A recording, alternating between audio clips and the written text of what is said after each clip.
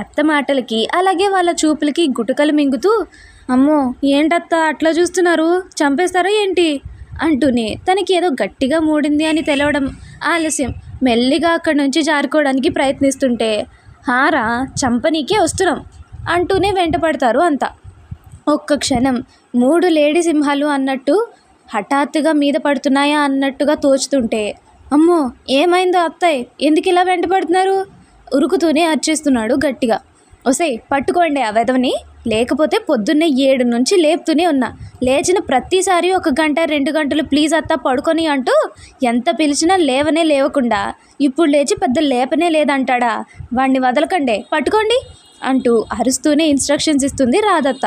వాయమ్మో ఓ నాయనో, సారీ అత్తోయ్, మత్తులో నిద్రలో ఏదో వాగి చచ్చుంటాను, నిజంగా నాకేం గుర్తులేదే, ప్లీజే వదిలేయండి. రే కార్తీక్ ఆగ్రా, ఒసే శైలు